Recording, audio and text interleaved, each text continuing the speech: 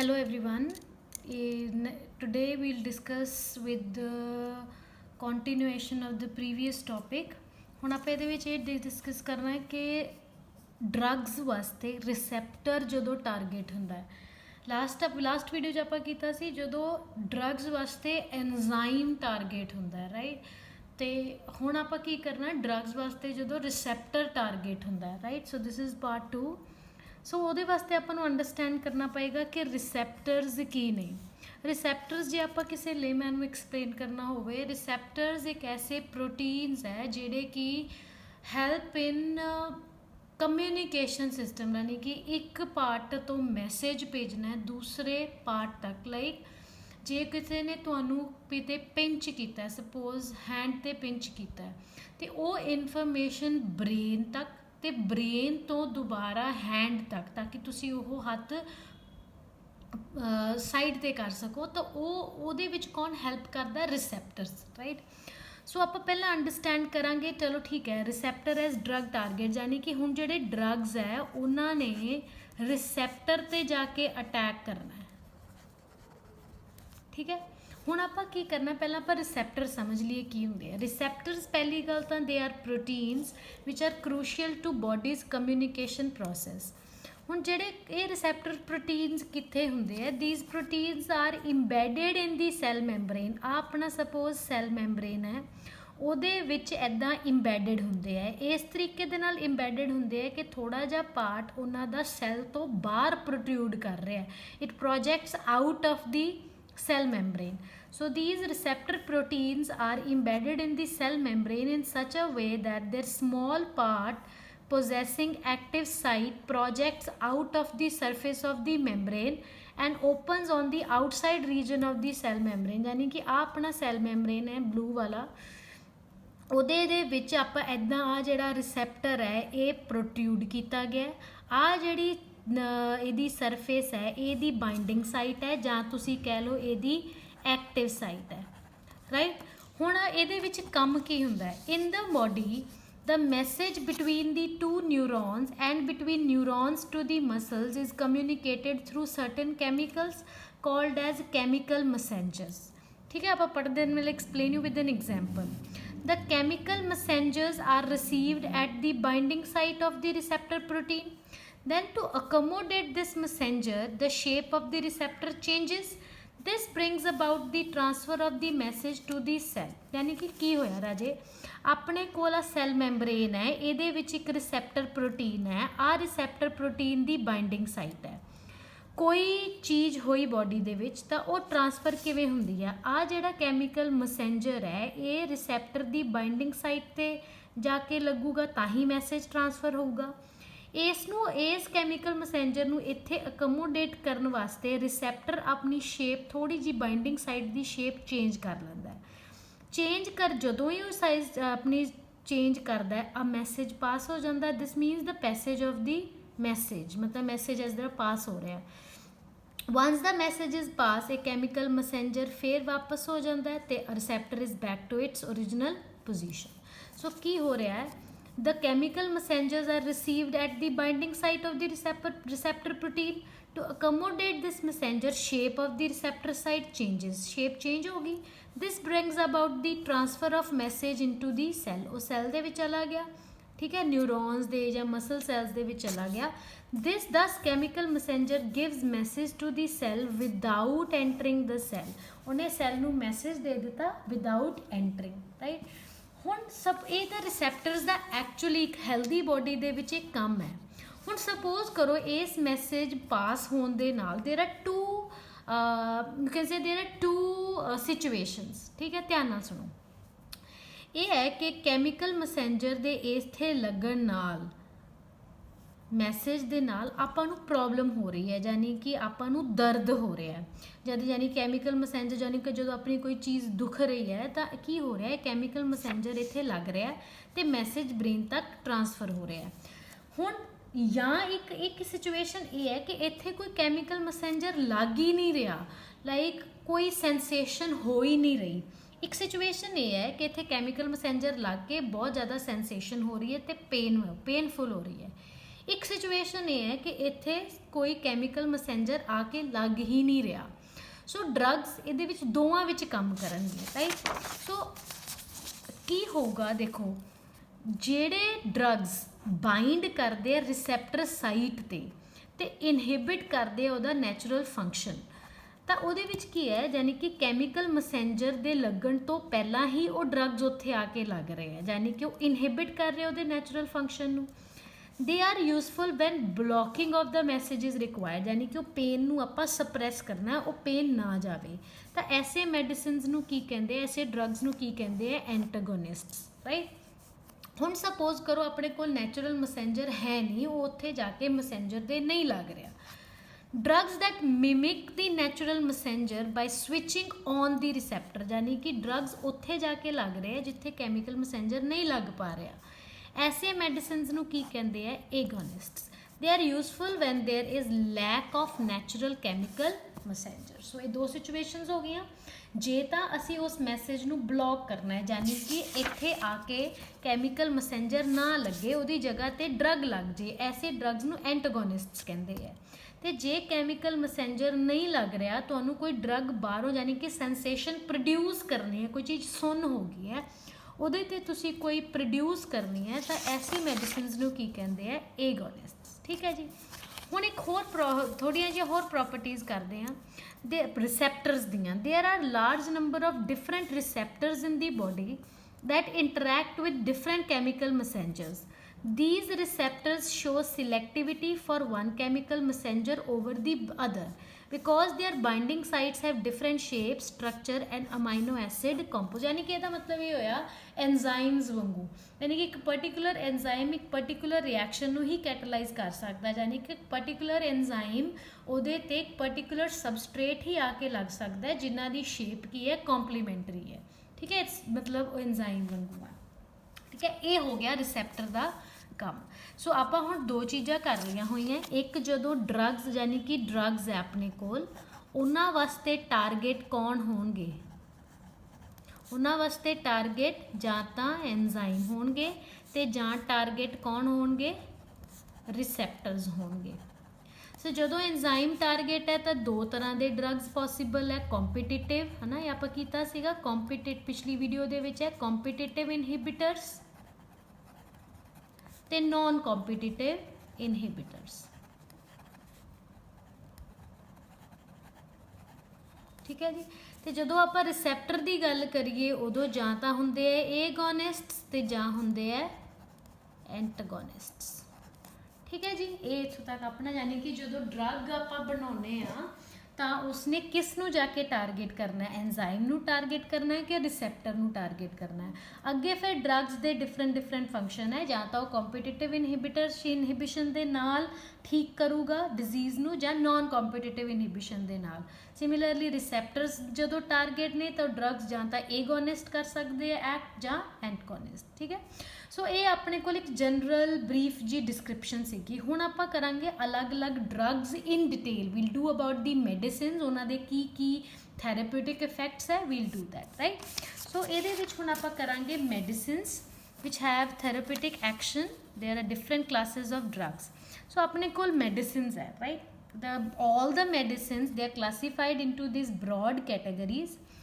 Medicines दे विचों कुछ ने एंटीपायरेटिक्स, कुछ ने एंटीहिस्टामिन्स। अब इत्थे मैं समझाऊंगी कुछ नहीं, just giving you the brief introduction about their names, like इदां दा कुछ हुंदे है medicines.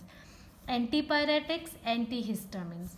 Medicines can be antacids, they are anti fertility drugs. Medicines can also be neurologically active drugs, जिहदे विच आपां करांगे ट्रैंक्यूलाइजर्स, एनलजैसिक्स।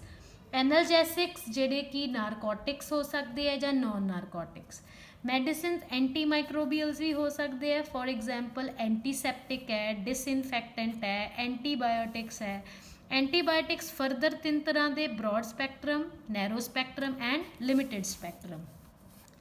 मैडिसिन्स दे विच एंटीपायरेटिक्स की गल करिए, पायर का मतलब हुंदा है गर्मी, अग। सो एंटीपायरेटिक्स बेसिकली का मतलब है जिहड़े बुखार नू ठीक करते हैं, जिहड़े फीवर नू, जिहड़ा बॉडी का टैंपरेचर है ड्यूरिंग फीवर उन्होंने लोअर करते हैं। ठीक है, एंटीपायरेटिक्स ये ने। ਐਂਟੀਹਿਸਟਾमिन्स ਜਿਹੜੇ ਹੈਗੇ ਨੇ usually they are called as anti allergic drugs, ਯਾਨੀ ਕਿ ਕੋਈ ਬੋਡੀ ਦੇ ਵਿੱਚ ਐਲਰਜੀ ਹੋ ਗਈ ਹੈ, they are anti allergic drugs. ਐਂਟੈਸਿਡਸ ਜਿਹੜੇ ਹੁੰਦੇ ਆ, ਜਿਹੜੇ ਬੋਡੀ ਦੇ ਵਿੱਚ ਜਿਹੜਾ ਐਸਿਡਿਟੀ ਹੈ ਉਹਨੂੰ ਕਿਉਰ ਕਰਦੇ ਆ। ਐਂਟੀ ਫਰਟੀਲਿਟੀ ਡਰੱਗਸ ਨੇ ਜਿਹੜੇ ਪੋਪੂਲੇਸ਼ਨ ਐਕਸਪਲੋਜਨ ਨੂੰ ਦੇ ਵਾਸਤੇ ਯੂਜ਼ਫੁਲ ਨੇ, ਲਾਈਕ ਐਂਟੀ ਫਰਟੀਲਿਟੀ ਡਰੱਗਸ ਜਿਹੜੇ ਫੈਮਿਲੀ ਪਲੈਨਿੰਗ ਦੇ ਵਿੱਚ ਹੈਲਪਫੁਲ ਨੇ। ਨਿਊਰੋਲੋਜੀਕਲੀ ਐਕਟਿਵ ਡਰੱਗ ਜਿਵੇਂ ਕਿ ਟ੍ਰੈਂਕੁਲਾਈਜ਼ਰਸ ਜਿਹੜੇ ਕਿ ਐਂਟੀ ਡਿਪਰੈਸੈਂਟ ਡਰੱਗਸ ਨੇ, ਕੋਈ ਡਿਪਰੈਸ਼ਨ ਹੈ, ਕੋਈ ਸਟ੍ਰੈਸ ਹੈ, ਕੋਈ ਟੈਂਸ਼ਨ ਹੈ, ਉਹਨੂੰ ਟ੍ਰੈਂਕੁਲਾਈਜ਼ਰਸ ਕਿਉਰ ਕਰਦੇ ਆ। ਐਨਰਜੈਸਿਕ ਜਿਹੜੇ ਪੇਨ ਨੂੰ ਕਿਉਰ ਕਰਦੇ ਆ। ਨਾਰਕੋਟਿਕਸ ਵੀ ਨੇ, ਨਾਰਕੋਟਿਕਸ ਮਤਲਬ ਜਿਨ੍ਹਾਂ ਦੀ ਆਦਤ ਪੈ ਜਾਂਦੀ ਹੈ, ਥੋੜ੍ਹੇ ਪੋਇਜ਼ਨਸ ਨੇ। ਨੋਨ ਨਾਰਕੋਟਿਕਸ ਜਿਹੜੇ ਜਿਨ੍ਹਾਂ ਦੀ ਐਡਿਕਸ਼ਨ ਨਹੀਂ ਹੁੰਦੀ, ਆਦਤ ਨਹੀਂ ਪੈਂਦੀ। ਐਂਟੀ ਮਾਈਕਰੋਬੀਅਲਸ ਦੇ ਵਿੱਚ ਆਪਣੇ ਕੋਲ ਐਂਟੀਸੈਪਟਿਕ ਹੈ, ਡਿਸਇਨਫੈਕਟੈਂਟ ਹੈ ਅਤੇ ਐਂਟੀਬਾਇਓਟਿਕਸ ਹੈ। ਐਂਟੀਸੈਪਟਿਕ ਜਿਹੜੇ ਕਿ ਵੂੰਡ 'ਤੇ ਲਗਾ ਸਕਦੇ ਆ, ਸੱਟ ਦੇ ਉੱਪਰ ਲਗਾ ਸਕਦੇ ਆ। ਡਿਸਇਨਫੈਕਟੈਂਟ ਜਿਹੜੇ ਨੋਨ ਲਿਵਿੰਗ ਥਿੰਗਸ 'ਤੇ ਆਪਾਂ ਲਗਾ ਸਕਦੇ ਹਾਂ, ਜਿਵੇਂ ਫਿਨੋਲ ਹੋ ਗਈ, ਹਾਰਪਿਕ, ਲਾਈਜ਼ੋਲ, ਇਹ ਸਾਰੇ ਡਿਸਇਨਫੈਕਟੈਂਟ। ਜਿਵੇਂ ਐਂਟੀਸੈਪਟਿਕ ਜਿਵੇਂ ਸੈਵਲੋਨ ਹੈ, ਡਿਟੋਲ ਹੈ। ਐਂਟੀਬਾਇਓਟਿਕ ਜਿਹੜੇ ਆਪਾਂ ਕੰਜ਼ਿਊਮ ਕਰਦੇ ਹਾਂ, ਲਾਈਕ ਅਜ਼ਿਥਰੋਮਾਈਸਿਨ ਹੈ ਨਾ, ਜਦੋਂ these are the antibiotics. So we will do in detail these all the medicines. So ਜਿਵੇਂ ਆਪਾਂ ਗੱਲ ਕਰਾਂਗੇ, we'll talk about antipyretics. These are the chemical substances which are used to bring down the body temperature in high fever, यानी कि body ਦੇ temperature ਨੂੰ lower ਕਰਦੇ ਹੈ, ਉਹਨਾਂ ਨੂੰ antipyretics ਕਹਿੰਦੇ ਆ। They are helpful in high fever. So ਉਹਦੇ ਵਿੱਚ examples ਹੈ aspirin, disprin, paracetamol, analgin and phenacetin. So ਇਹ ਆਪਾਂ ਹੁਣ we are doing this in chemistry, so obviously the chemical structure we have to study. Aspirin ਦਾ ਇਹ structure ਹੈ, it is the carboxylic acid and an ester, right? Paracetamol है and phenacetin है, right? ये अपने कोल amide है, hydroxy amide है, ये अपने कोल substituted alkyl amide है। So this is aspirin, paracetamol and phenacetin। ਸੋ ਕਿਹੜੇ ਐਂਟੀਪਾਇਰੈਟਿਕਸ ਕਿਹੜੇ ਹੁੰਦੇ ਨੇ, ਜਿਹੜੇ ਕਿ ਬੋਡੀ ਦੇ ਵਿੱਚ ਜਿਹੜਾ ਜਦੋਂ ਹਾਈ ਫੀਵਰ ਹੁੰਦਾ ਹੈ ਉਹਦੇ ਵਿੱਚ they bring down the body temperature. So in detail in this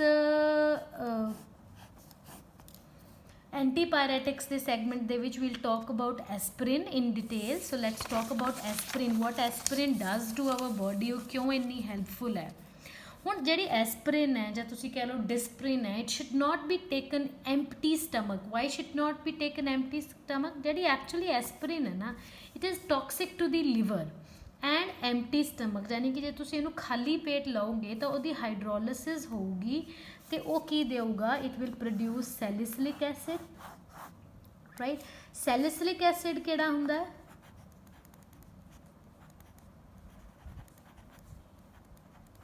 This is salicylic acid. Yes, it produces salicylic acid which causes bleeding in the stomach. So एक बड़ा important question है, it was asked कि why aspirin should not be taken empty stomach, because it is toxic. It in general aspirin is toxic to liver and empty stomach. Empty stomach ਦੇ ਵਿੱਚ ਕੀ ਹੁੰਦਾ, on hydrolysis it gives salicylic acid which causes bleeding in the stomach. So there is another use, एक ਤਾਂ aspirin ਦਾ ਕੀ use ਹੋ ਗਿਆ ਕਿ ਉਹ ਬੁਖਾਰ ਠੀਕ ਕਰਦਾ ਹੈ। Another use is कि ਜਿਹੜੇ aspirin है, it is taken by the heart patients. Why it is taken by the heart patients? ਜਿਹੜੇ aspirin है, it also finds use in the prevention of heart attacks, right? क्यों? Because it has anti-blood clotting action. Anti-blood clotting action यानी कि ਜਦੋਂ blood ਗਾੜਾ ਹੋ ਜਾਂਦਾ ਹੈ, ਐਂਟ clotting ਦਾ ਮਤਲਬ blood ਗਾੜਾ ਹੋ ਗਿਆ, ਉਹ ਉਸਨੂੰ ਪਤਲਾ ਕਰਦਾ ਹੈ। ਐਂਟੀ ਬਲੱਡ ਕਲੌਟਿੰਗ ਯਾਨੀ ਕਿ ਬਲੱਡ ਨੂੰ ਕਲੌਟ ਨਹੀਂ ਹੋਣਾ ਪੈਂਦਾ। ਅਤੇ ਹਾਰਟ ਅਟੈਕ ਇਸ ਕਰਕੇ ਆਉਂਦਾ ਕਿਉਂਕਿ ਜਿਹੜੀਆਂ ਆਰਟਰੀਜ਼ ਆ ਬਲੌਕ ਹੋ ਜਾਂਦੀ ਹੈ, ਕਿਉਂਕਿ ਬਲੱਡ ਗਾੜਾ ਹੋ ਜਾਂਦਾ ਹੈ। ਸੋ ਐਸਪਰਿਨ ਕੀ ਕਰਦਾ, ਉਸਨੂੰ ਪਤਲਾ ਕਰਦਾ। It has anti blood clotting action, ਠੀਕ ਹੈ। ਸੋ ਜਿੰਨੇ ਵੀ ਹਾਰਟ ਦੇ ਨਾਲ ਰਿਲੇਟਿਡ ਪੇਨਸ ਹੈ, ਐਨਜਾਈਨਾ ਪੇਨਸ, ਉਹਨਾਂ ਨੂੰ ਰਿਲੀਵ ਕਰਦਾ ਹੈ। right? So these are the two important topics related to aspirin. एक तो आप खाली पेट नहीं लेना, तो एक ये हार्ट पेशेंट्स वास्ते यूजफुल है। कंपैरेटिवली एस्पिरिन दे सोडियम ते कैल्शियम सॉल्ट्स है, they are more soluble and are less harmful, ठीक है। ये एस्पिरिन है। सो अपना एंटीपायरेटिक्स हो गया, एंटीपायरेटिक्स। सो पायर वर्ड तो याद रखियो, पायर का मतलब होंदा है चिता, मतलब अग, राइट। सो ਉਸ ਦੇ ਨਾਲ ਯਾਨੀ ਕਿ ਜਦੋਂ ਬੁਖਾਰ ਹੁੰਦਾ ਹੈ, ਬੋਡੀ ਦਾ ਟੈਂਪਰੇਚਰ ਬਹੁਤ ਜ਼ਿਆਦਾ ਹੁੰਦਾ, ਉਸ ਨੂੰ ਬ੍ਰਿੰਗ ਡਾਊਨ ਕਰਨ ਵਾਸਤੇ ਇਹ ਮੈਡੀਸਿਨ ਲਿੱਤੀ ਜਾਂਦੀ ਹੈ। ਨੈਕਸਟ ਆਪਣੇ ਕੋਲ ਹੈਗਾ ਜੀ neurological active drugs. Neurological active drugs ਮਤਲਬ ਜਿਹੜੇ ਕਿ ਆਪਣੇ ਸੈਂਟਰਲ ਨਰਵਸ ਸਿਸਟਮ ਨੂੰ ਮਤਲਬ ਉੱਥੇ ਜਾ ਕੇ ਇਹ ਰਿਸਪੌਂਸ ਕੁਝ ਦਿੰਦੇ ਆ, they give a biological response to the central nervous system. So ਜਿਹੜੇ ਨਿਊਰੋਲੋਜੀਕਲੀ ਐਕਟਿਵ ਡਰੱਗਸ ਹੈ they are classified into two, they broadly divided into two categories. One are the analgesic ਤੇ ਇੱਕ tranquilizers. So we'll first talk about analgesic. Analgesic is they are further divided into narcotics and non-narcotics. Analgesic basically ਹੁੰਦੇ ਕੀ ਨੇ? ਐਨਲਜੈਸਿਕ ਜਾਨੀ ਕਿ ਜਿਹੜੇ pain ਨੂੰ relieve ਕਰਦੇ ਹੈ। These are the chemical substances used for relieving pain.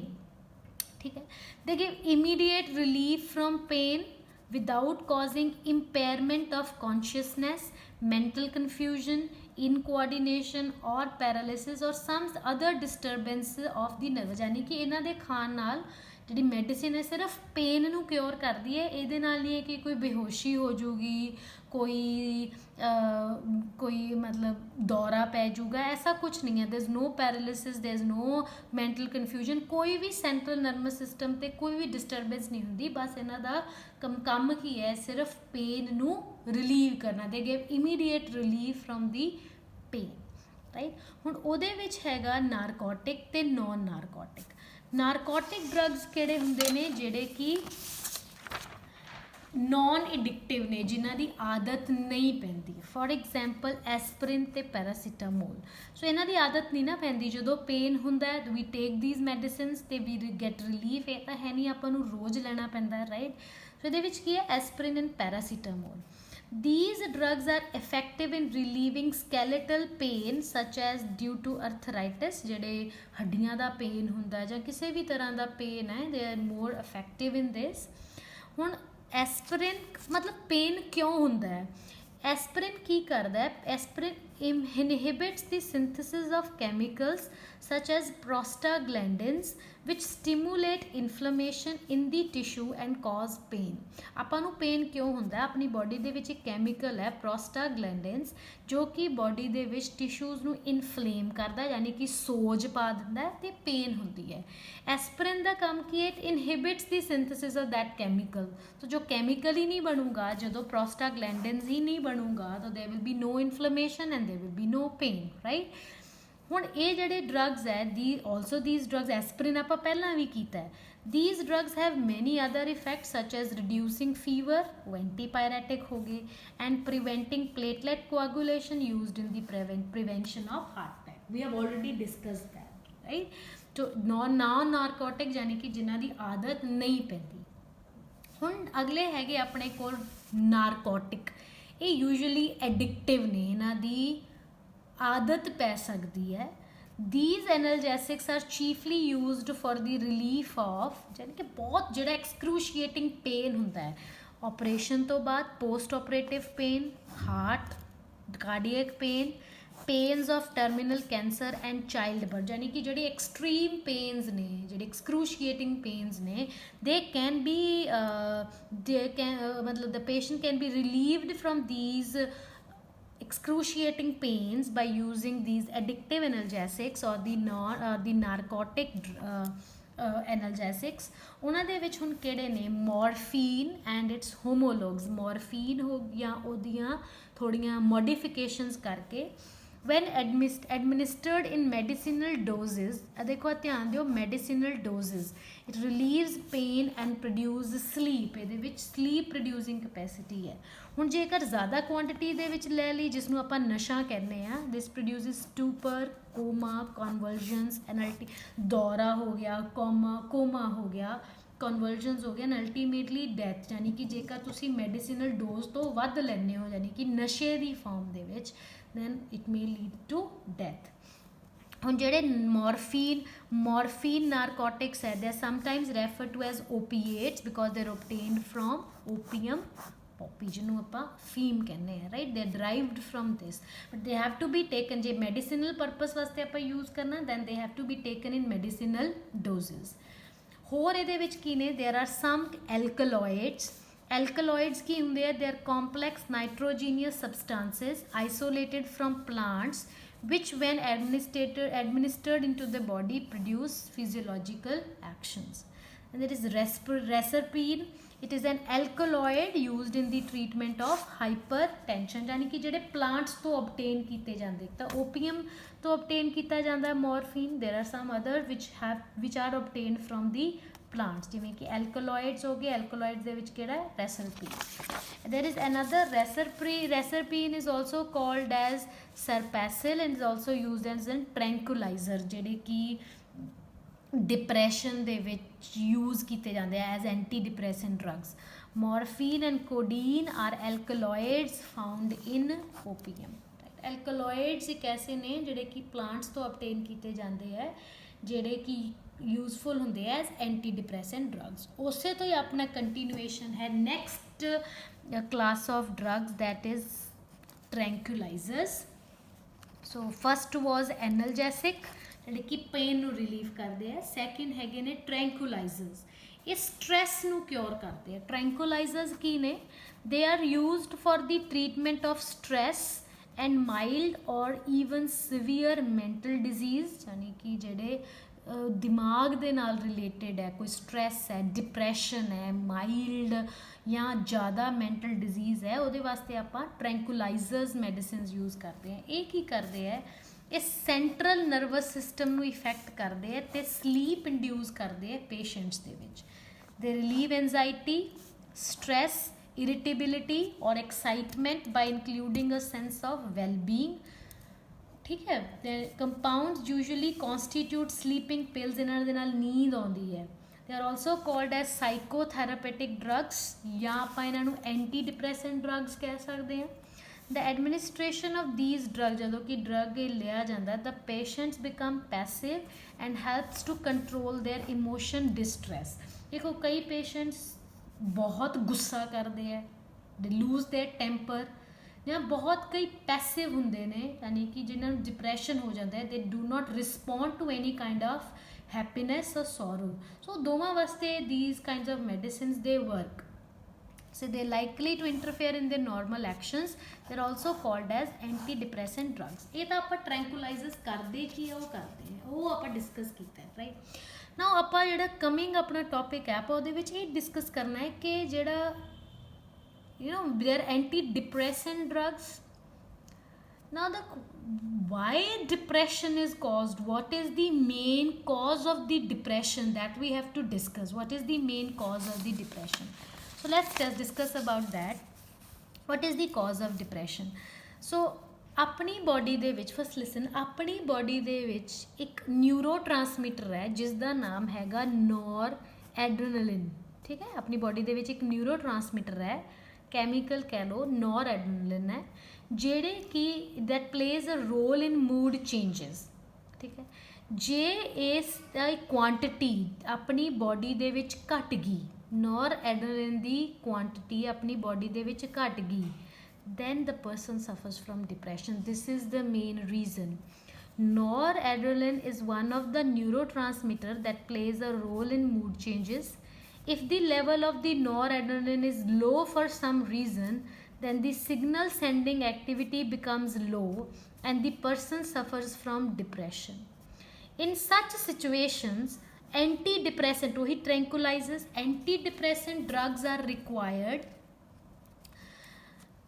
ਹੁਣ ਇਹ ਡਰੱਗਸ ਕਰਦੇ ਕੀ ਹੈ, these drugs inhibit the enzyme, ਉਹੀ enzyme ਵਾਲਾ ਟਾਰਗੇਟ ਹੋ ਗਿਆ, which catalyze the degradation of the noradrenaline. noradrenaline the quantity ਲੋ ਕਿਉਂ ਹੋ ਰਹੀ ਹੈ, ਬਿਕੋਜ਼ ਉਹ ਜਿਹੜੇ ਕੁਝ enzymes present ਹੈ ਉਹ noradrenaline ਨੂੰ ਡੀਗਰੇਡ ਕਰਦੇ ਪਏ, ਯਾਨੀ ਕਿ ਖਤਮ ਕਰਦੇ ਪਏ ਆ. ਆਪਾਂ ਉਹਨਾਂ ਨੂੰ enzymes ਨੂੰ ਇਨਹਿਬਿਟ ਕਰਨਾ ਹੈ ਤਾਂ ਕਿ ਉਹ noradrenaline ਨੂੰ ਖਤਮ ਨਾ ਕਰਨ. ਉਹਨਾਂ ਨੂੰ ਇਨਹਿਬਿਟ ਕੌਣ ਕਰਦਾ ਹੈ, ਟ੍ਰੈਂਕੁਲਾਈਜ਼ਰਸ ਜਿਹੜੇ ਐਂਟੀ ਡਿਪਰੈਸੈਂਟ ਡਰੱਗਸ ਨੇ, right. If the neurotransmitter is slowly metabolise, ਯਾਨੀ ਕਿ ਹੌਲੀ ਹੌਲੀ ਖਤਮ ਹੋਊਗਾ, then it can activate its receptor for longer periods of time, thus counteracting the effect of depression. ਦੇਖੋ ਜੇ ਨਹੀਂ ਸਮਝ ਆਈ, ਨੋਰਐਡਰੇਨਾਲਿਨ ਆਪਣੀ ਬੋਡੀ ਦੇ ਵਿੱਚ ਇੱਕ ਨਿਊਰੋ ਟਰਾਂਸਮੀਟਰ ਹੈ ਜਿਹੜਾ ਕਿ ਮੂਡ ਚੇਂਜਸ ਦੇ ਵਿੱਚ ਹੈਲਪ ਕਰਦਾ ਹੈ. एंजाइम्स उस न्यूरोट्रांसमिटर ਨੂੰ ਹੌਲੀ ਹੌਲੀ ਮੈਟਾਬੋਲਾਈਜ਼ ਕਰ ਰਹੇ ਯਾਨੀ ਕਿ ਖਤਮ ਕਰ ਰਹੇ ਹੈ। ਜੇਕਰ ਉਹਦੀ ਕੁਆਂਟੀਟੀ ਬਹੁਤ ਘਟ ਗਈ ਤਾਂ ਸਿਗਨਲ ਸੈਂਡਿੰਗ ਐਕਟੀਵਿਟੀ ਵੀ ਘਟ ਗਈ ਤਾਂ ਜਿਹੜਾ ਪਰਸਨ ਹੈ ਦੈਟ ਵਿਲ ਸਫਰ ਫਰਮ ਡਿਪਰੈਸ਼ਨ। ਹੁਣ ਜਿਹੜਾ ਆਪਾਂ ਡਰੱਗ ਲਿਆ ਹੈ, ਜਿਹੜਾ ਟ੍ਰੈਂਕੁਲਾਈਜ਼ਰ ਲਿਆ ਹੈ, ਉਹ ਕੀ ਕਰਦਾ ਹੈ ਉਸ ਐਂਜ਼ਾਈਮ ਤੇ ਲੱਗ ਜਾਂਦਾ ਹੈ ਤਾਂ ਕਿ ਨੋਰਐਡਰੇਨਾਲਿਨ ਨਾ ਲੱਗੇ। ਤੇ ਜਦੋਂ ਨੋਰਐਡਰੇਨਾਲਿਨ ਨਹੀਂ ਲੱਗੂਗਾ ਉਹਦੀ ਡਿਗਰੇਡੇਸ਼ਨ ਨਹੀਂ ਹੋਊਗੀ, ਉਹਨੂੰ ਟਾਈਮ ਲੱਗ ਜੂਗਾ, ਇਟ ਇਜ਼ ਸਲੋਲੀ ਮੈਟਾਬੋਲਾਈਜ਼ਡ ਤੇ ਜਿਹੜਾ it can activate its receptor for longer period of time. 10 count ਤੇ ਡਿਪਰੈਸ਼ਨ ਫਿਰ ਆਪੇ ਹੀ ਕਿਉਰ ਹੋ ਜਾਊਗਾ। ਸਮਝ ਗਏ ਮੇਰੀ ਗੱਲ? Take time to understand because ਇਹ ਮੋਰ ਸਾਇੰਟੀਫਿਕ ਹੈ, ਰਾਈਟ? ਇਹ ਹੁੰਦਾ ਕੀ ਹੈ?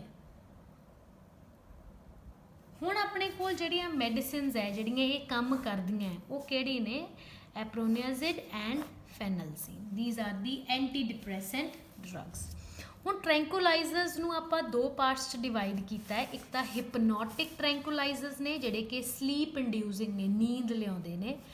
ਉਹਦੇ ਵਿੱਚ ਆਪਣੇ ਕੋਲ ਹੈਗੇ ਆ barbituric acids and its derivative such as luminal, veronal and seconal. The derivatives of barbitur ਯਾਨੀ ਕਿ ਨੀਂਦ ਲਿਆਉਂਦੇ ਹੈ, the sleep inducing drugs. The derivatives of barbituric acid are barbiturates. ਆ ਬਾਰਬੀਚੂਰੇਟਸ ਹੈ, ਉਹਨਾਂ ਦੇ ਵਿੱਚ ਥੋੜ੍ਹੀਆਂ ਬਹੁਤੀਆਂ ਜੇ ਆਪਾਂ ਮੋਡੀਫਿਕੇਸ਼ਨਸ ਕਰਦੇ ਹਾਂ, ਦੇਖੋ ਇੱਥੇ ਮੋਡੀਫਿਕੇਸ਼ਨ ਕੀਤੀ ਤੇ ਇੱਥੇ ਮੋਡੀਫਿਕੇਸ਼ਨ ਕੀਤੀ ਤਾਂ ਉਹਦੇ ਨਾਲ ਕੀ ਬਣ ਗਿਆ? ਲਿਊਮਿਨਲ ਤੇ ਵੀਰੋਨਲ। ਦੀਜ਼ ਆਰ ਹਿਪਨੋਟਿਕ ਟ੍ਰੈਂਕੁਲਾਈਜ਼ਰਸ ਜਿਹੜੇ ਕਿ ਨੀਂਦ ਲਿਆਉਂਦੇ ਹੈ। ਠੀਕ ਹੈ ਜੀ। ਨੈਕਸਟ ਆਪਣੇ ਕੋਲ ਹੈਗਾ ਜੀ non hypnotic. In addition to barbiturates many other tranquillisers are known as non hypnotic ਜਿਹੜੇ ਕਿ ਨੀਂਦ ਨਹੀਂ ਲਿਆਉਂਦੇ। ਦੇਰ ਆਰ ਕਲੋਰੋਡਾਇਜ਼ੈਪੋਕਸਾਈਡ ਐਂਡ ਮੈਪਰੋਬਮੇਟ। ਇੱਕ ਜਾਂ ਇਕੁਐਨਲ।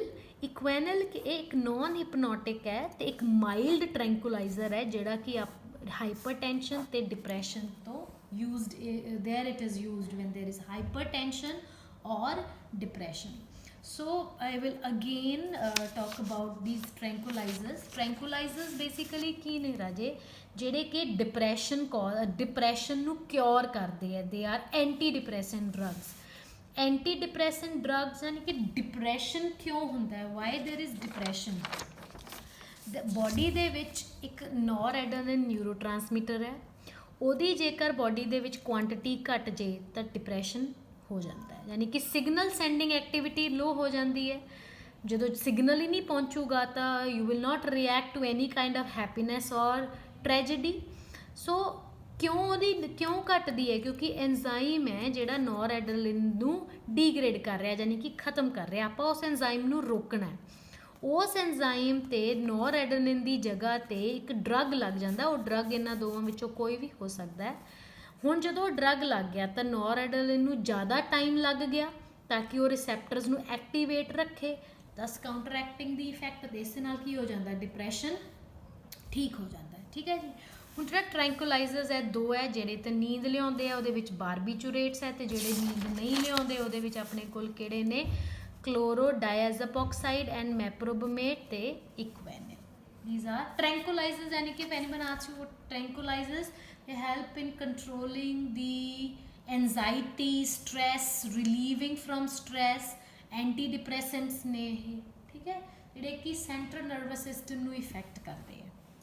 ਨੈਕਸਟ ਕੈਟਾਗਰੀ ਆਫ ਸਭ ਤੋਂ ਪਹਿਲਾਂ ਸੀ antipyretics, then we neurologically active. Now the third are the anti fertility drugs. ਇਹ ਆਪਣਾ ਲਾਸਟ ਹੋਏਗਾ for today, the anti fertility drugs. Anti fertility drugs, they are helpful in controlling the population explosion and where family planning is required। So control the problem of population explosion, family planning is required। ਉਹਦੇ ਵਾਸਤੇ what is used? anti fertility drugs are of use in this direction। ਜਿਹੜੀਆਂ birth control pills ਹੈ ਉਹਨਾਂ ਦੇ ਵਿੱਚ actually ਕੀ ਹੁੰਦਾ ਹੈ? They have synthetic oestrogen and progesterone. Oestrogen ਤੇ ਪ੍ਰੋਜੈਸਟਰੋਨ ਹਾਰਮੋਨਸ ਨੇ। ਪ੍ਰੋਜੈਸਟਰੋਨ ਕੀ ਕਰਦਾ ਹੈ? ਇਹ ਓਵੂਲੇਸ਼ਨ ਸਪਰੈਸ ਕਰਦਾ ਹੈ। ਤਾਂ ਜਿਹੜੇ ਸਿੰਥੈਟਿਕ ਤਾਂ ਉਹ ਜਦੋਂ ਪ੍ਰੋਜੈਸਟਰੋਨ ਉਸ ਬਰਥ ਕੰਟਰੋਲ ਪਿਲ ਦੇ ਵਿੱਚ ਲਿਆ ਜਾਂਦਾ ਹੈ ਤਾਂ ਕੀ ਹੁੰਦਾ? It will suppress ovulation. Synthetic progesterone derivatives ਜਿਹੜੇ ਹੁੰਦੇ ਨੇ ਉਹ ਜ਼ਿਆਦਾ more potent than progesterone. Anti fertility drugs ਦੇ ਵਿੱਚ ਆਪਣੇ ਕੋਲ ਦੋ ਨੇ, ਨੋਰ ਐਥਿੰਡਰੋਨ ਜਿਹੜਾ ਕਿ ਸਿੰਥੈਟਿਕ ਪ੍ਰੋਜੈਸਟਰੋਨ ਹੈ, widely used as anti fertility drug, ਜਾਂ ਆਪਣੇ ਕੋਲ ਇਥਾਈਨਾਈਲ ਐਸਟ੍ਰੋਡਾਇਓਲ ਹੈ, ਨੋਵੈਸਟਰੋਲ ਜਿਹਨੂੰ ਕਹਿੰਦੇ ਆ, ਕੰਬੀਨੇਸ਼ਨ ਹੈ oestrogen derivative combination with progesterone derivative. So these are the anti-fertility where the family planning is required. ਜਿਹੜੇ birth control pills ਹੈ ਉਹਦੇ ਵਿੱਚ ਐਕਟ ਮੇਨ ਕੀ ਹੈ, it is the combination of oestrogen and progesterone derivative. ਇਹ ਦੋਵੇਂ hormones ਨੇ, oestrogen and progesterone. Progesterone will suppress ovulation, synthetic progesterone is more potent than, ਯਾਨੀ ਕਿ ਜ਼ਿਆਦਾ ਫਾਇਦੇ ਵਾਲਾ ਹੈ। ਇਸ ਕਰਕੇ synthetic progesterone in the name of the medicine norethindrone is used as an anti fertility drug, ਅਤੇ ਜਿਹੜਾ ਇਥਾਈਨਾਈਲ ਐਸਟ੍ਰਾਡਾਇਓਲ ਹੈ, ਨੋਵੈਸਟਰੋਲ ਹੈ, ਉਹ ਦੋਵਾਂ ਦਾ ਕੰਬੀਨੇਸ਼ਨ ਹੈ। It's oestrogen derivative in combination with the progesterone derivative. So if we highlight the what we have done, we have talked about antipyretics, अपना antipyretics हो गया, अपना एंटी फर्टिलिटी ड्रग हो गया, अपने न्यूरोलॉजिकली एक्टिव ड्रग्स हो गए जिहदे विच we have done about tranquillisers, we have done about analgesics, we have done about narcotics and we have done about non narcotics. So in the coming we'll talk about these leftover केड़े ने, antacids, antihistamines and antimicrobial. So in the next video we'll talk about these drugs. So I hope all the concept of these drugs is clear. पहला अपन general कीता सीगा and now the specific how these drugs work.